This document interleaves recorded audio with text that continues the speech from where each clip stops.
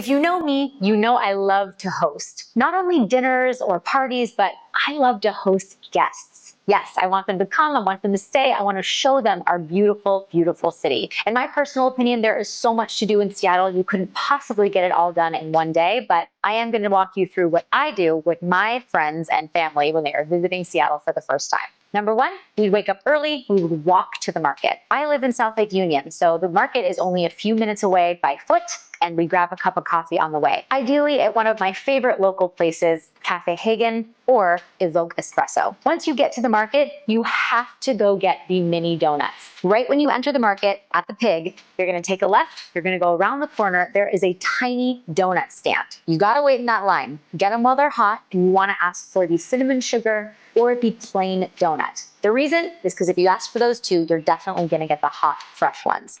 Then we'd make our way down to Pioneer Square. In Pioneer Square, there is one of my very favorite tourist attractions that I would recommend any local Seattleite do. This is Bill Spiedele's Underground Tour. All of these tour guides are tip-based, so they work really hard to create fantastic tours with really educational and entertaining tips so that you know more about this beautiful city. Once you are done with that underground tour, it's gonna be about lunchtime. I'd walk us back to the market. If the fish haven't been thrown yet, I'd make sure you see those. And then I would stop by Me Some Pastry. This is my very favorite small Chinese parlor. It used to be not very well known, and now there's quite a line. They have the most delectable hambao. Now, I personally am a steamed bao person, but if you want the other kind, that's totally up to you. But I would recommend getting one of their barbecue pork buns. You will not be disappointed. I'm salivating already. Then, since you're with a Seattle local, we'd hop in my car and we'd make our way up to the Green Lake or Ballard area. Depending on what you like to do, we'd either take a walk around Green Lake or we'd go and see the Ballard Locks.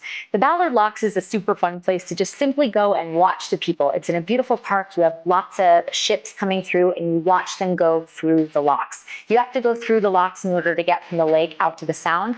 And so you tend to see a lot of cool different boats and passengers going through. Once we're done with that, we might take some time to explore that upper Seattle area, maybe Fremont, check out some of the shops and plant parlors.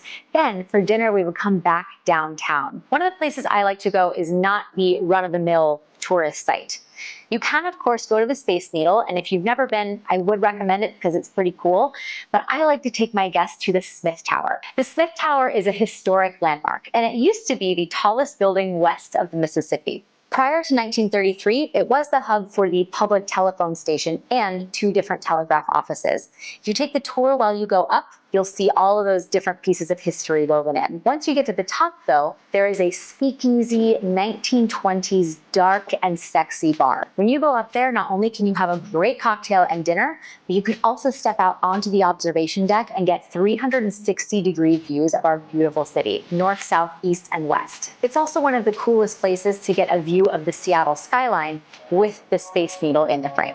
There are so many different ways you could spend one day in Seattle, and like I said, you cannot do everything in just a couple of days. But if you have people visiting, why not try this tour out and see how you like it?